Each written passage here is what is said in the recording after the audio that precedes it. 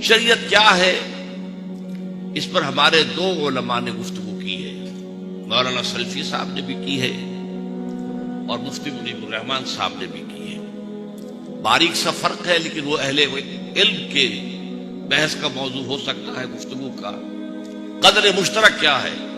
اللہ کی کتاب اور رسول کی سنت صلی اللہ علیہ وسلم۔ یہ وہ بات ہے جو ہر مسلمان مانتا ہے، جانتا ہے، بچہ بچہ جانتا ہے۔ یہ وہ بات ہے جو ہمارے یہاں قرارداد مقاصد میں کہی گئی ہے، اللہ کی حاکمیت اور جو ہمارے پاس اختیار ہے اس کا استعمال قرآن اور سنت کی حدود کے اندر صحیح تعبیر۔ لیکن آج اس جلسے کے موضوع میں اس کو شامل کرنے کی ضرورت کیوں پیش آئی؟ اس کا ایک اصل سبب ہے۔ اس دور کے بہت بڑے بڑے فتنوں میں سے، اور وہ فتنہ کہ جو سب سے زیادہ پھیل گیا ہے، وہ انکار سنت کا ہے، استخفاف حدیث کا ہے۔ یہ در حقیقت آج ہمارے ہاں کا جتنا مغربی تعلیم یافتہ طبقہ ہے، ایجوکیٹڈ ایلیٹ جسے آپ کہیں گے، وہ سب کے سب اس تحریک سے، اس فکر سے، اس فلسفے سے، اس نقطۂ نظر سے متاثر ہے، کم و بیش۔ یہی اصل میں سب سے بڑی بات ہے۔ آج جو ہے یہ بھی کہا جا رہا ہے ایسا اجتہاد ہونا چاہیے جو قرآن کے احکام میں بھی تبدیلی کر دے، اور یہ کہنے والے بڑے بڑے دانشور ہیں۔ علامہ اقبال کا بیٹا کہہ رہا ہے اور بڑے بڑے دانشور کہہ رہے ہیں، اور بعض چیزیں علامہ اقبال کی طرف منسوب کی جا رہی ہیں۔ تو واقعہ یہ ہے کہ آج کا یہ سب سے بڑا فتنہ، اور اس وقت جو ہمارے ہاں قدامت پرستی اور روشن خیالی کا معاملہ جو ہے سارا کا سارا بیس کرتا ہے اسی پر۔ آج ہمارے جو دانشور روشن خیالی کا پرچار کر رہے ہیں ٹیلی ویژن پر، اصل مسئلہ کیا ہے؟ سنت کا۔ آپ سنت کو ایک طرف رکھ دیجئے تو پھر قرآن مجید موم کی ناک ہے، جدھر چاہے موڑ لیجئے، اور قرآن کی بنیاد پر نظام کوئی بن ہی نہیں سکتا۔ قرآن اسی لیے جو 3 مرتبہ حضور کا مقصد بعثت قرآن میں بیان ہوا، هو الذی ارسل رسولہ بالہدی ودین الحق لیظہرہ علی الدین کلہ۔ یہ الہدیٰ تو قرآن ہے، دین حق کیا ہے؟ کیا دین حق صرف قرآن ہے؟ نہیں، ورنہ بیچ میں واو لانا بے معنی ہو جائے گا۔ اس میں یقیناً کوئی فرق ہے، اس لیے کہ دین حق بنتا ہے قرآن پر سنت کے اضافے سے، ورنہ دین نہیں بنتا۔ دین اس اعتبار سے قرآن پر ایک اضافہ سنت کا ہوگا تو دین بنے گا، ورنہ آپ کو معلوم ہے کہ نماز کا نظام نہیں بنتا، نظام حیات کہاں سے بن جائے گا؟ آپ صرف قرآن کی بنیاد پر کیا نماز کا نظام بنا سکتے ہیں؟ کیا 2 آدمی بھی متفق ہوں گے جو نام نہاد اہل قرآن ہیں؟ ان سے کوئی کہتے ہیں 2 ہے نمازیں، کوئی کہتے ہیں 3 ہے نمازیں، کوئی کہتے ہیں بس صرف کرسی پہ بیٹھ کر لو لگانا نماز ہے، کافی ہے۔ یہ جو بنا دیا ہے یہ نظام، یہ تو اصل میں صلاۃ کے معنی قرآن میں کیا معاشرہ۔ ایک صاحب سے میری ایک دفعہ گفتگو ہوئی، ویسے وہ بات ہے منگوبری کی، وہاں کی وہ میونسپل انجینئر تھے وہ پرویزی، اب وہ لیکن بہت نیک آدمی، بہت صاحب کردار آدمی، اس کی شہرت تھی کہ بالکل رشوت نہیں لیتا، سب صحیح کام کرتا ہے۔ ایک دفعہ اس سے گفتگو ہو رہی تھی، اس نے کہا اچھا مجھے قرآن کی کوئی ایک آیت بتا دو جہاں صلاۃ کے معنی معاشرہ نہ کیا جا سکے۔ میں ذرا گھبرا گیا کہ اس قدر اذعان کے ساتھ اور یقین کے ساتھ یہ بات کر رہا ہے، اور مجھ سے اس وقت دگنی عمر کا تھا، یہ بات کافی پرانی بات میں کر رہا ہوں آپ سے۔ لیکن اچانک اللہ تعالیٰ نے اس وقت سجھا دی آیت فَإِذَا قُضِيَتِ الصَّلَاةُ فَانتَشِرُوا فِي الْأَرْضِ وَابْتَغُوا مِن فَضْلِ اللَّهِ۔ اس کے معنی ہے کہ معاشرہ جب ختم ہو جائے تو پھر منتشر ہو جاؤ، معاشرے کا خاتمہ کر کے۔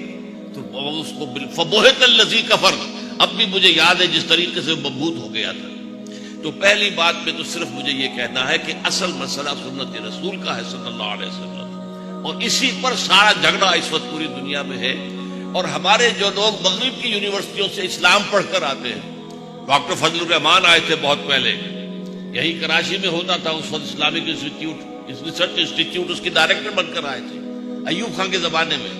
وہ میکگل میں ایک یہودی پروفیسر سے پی ایچ ڈی کی ڈگری لے کر آئے تھے۔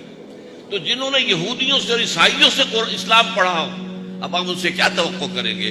اور ان سب کا جو اصل حملہ ہوتا ہے وہ سنت پر ہوتا ہے۔ تو پہلی بات تو صرف مجھے یہ تھوڑی سی وضاحت کرنی تھی کہ اس وقت جہاں بھی آپ کہیں دیکھیں گے شر اور کوئی ایسی بات کہ جو آپ کو محسوس ہوگی بڑی اجنبی سی بات یہ شخص کر رہا ہے، اسلام میں پردہ نہیں ہے، یہ تو ایک خاص کلچر تھا، یا یہ کہ اسلام میں شراب پینا حرام نہیں ہے، کہاں لکھا قرآن میں حرام؟ اور یہ بھی کہنے والے کون ہیں؟ ڈاکٹر اقبال کے صاحبزادے جاوید اقبال صاحب، شراب پینا حرام نہیں ہے، شراب پی کر مدہوش ہو جانا حرام، انا للہ و انا الیہ راجعون۔ تو یہ جو جدید فکر ہے ہمارے ہاں، اور یہ جدید فکر جو ہے ہمیں کہہ رہا ہے یہ دقیانوسی ہے، یہ تو چاہتے 14 سال پرانے کی طرف لوٹ جائیں، یہ الٹی منزلی کی طرف جانا چاہتے ہیں۔ تو اس میں جو اصل جو کانٹے کی بات ہے وہ اتباع سنت اور حضور کی سنت صلی اللہ علیہ وسلم کا مستقل بذات سورس آف شریعہ ہونا، یعنی یہ قرآن کے تابع نہیں ہے، قرآن کے ساتھ ہے، اس لیے کہ ہمیں معلوم ہے کہ قرآن مجید کے بعض احکام میں سنت رسول سے توسیع ہو گئی۔ اللہ نے تو صرف یہ فرمایا تھا کہ 2 بہنوں کو ایک نکاح میں جمع نہ کرو، حضور نے فرمایا یہی حکم جو ہے خالہ بھانجی کا اور پھوپھی بھتیجی کا بھی ہوگا، توسیع ہو گئی۔ اسی طرح جو زنا کی سزا بیان ہوئی ہے قرآن مجید میں وہ مطلق ہے، حضور نے اس کو مقید کر دیا کہ یہ جو سزا دی گئی ہے 100 کوڑوں کی، یہ تو ہے غیر شادی شدہ زانی یا زانیہ کے لیے، شادی شدہ زانی یا زانیہ کے لیے وہ تو رجم ہے۔ بہرحال پہلے سوال کے بارے میں صرف اتنا عرض کرنا ہے، کیوں کا جہاں تک تعلق ہے، میں سمجھتا ہوں کہ عزیزم عاقب سعید صاحب نے اس کا حق ادا کر دیا ہے۔ میں اسے 3 جملوں میں بیان کروں گا۔ پہلی بات یہ کہ اگر ہم مسلمان ہیں تو لازم ہے اللہ اللہ اور خیر صلی اللہ، یا تو اسلام سے مستعفی ہو جاؤ، صاف کہہ دو۔ یہ کیا بات ہے کہ مسلمان بھی ہیں اور شریعت ہم نہیں چاہتے؟ یہ در حقیقت یہ تو دوغلا پن ہے، منافقت ہے، غیر منطقی بات ہے، اس کے اندر کوئی دلیل کی بات ہی نہیں۔ اگر مسلمان ہو تو ماننا پڑے گا۔ ہاں اسلام کو چھوڑ دو، میرے اسلام کو قصہ ماضی سمجھو، اگر یہ معاملہ ہے تو پھر بات دوسری ہے۔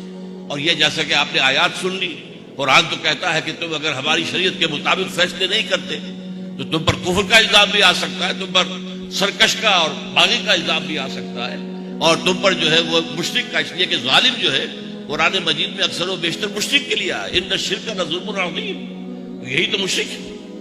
دوسری بات یہ، اور اس میں مجھے تھوڑا سا اختلاف کرنا ہوگا ڈاکٹر جاوید انصاری صاحب کی بات سے۔ یہ ملک مسلم لیگ نے اس کی قیادت میں بنا، لیکن کوئی شخص دنیا میں یہ نہیں کہہ سکتا کہ یہ اسلام کے نام پر نہیں بنا۔ اسلام کا نام نہ ہوتا تو پورے ہندوستان سے وہ ووٹ مل جاتے مسلم لیگ کو 1946 میں۔ اور اس سے بڑی حماقت کیا ہوتی اس وقت کہ یو پی کا آدمی، یو پی کا مسلمان بھی مسلم لیگ کو ووٹ دے رہا ہے، سی پی کا مسلمان، مدراس کا مسلمان، بامبے کا، کیوں؟ پاگل بات تھا کیا یہ صوبے کبھی پاکستان میں آ سکتے تھے؟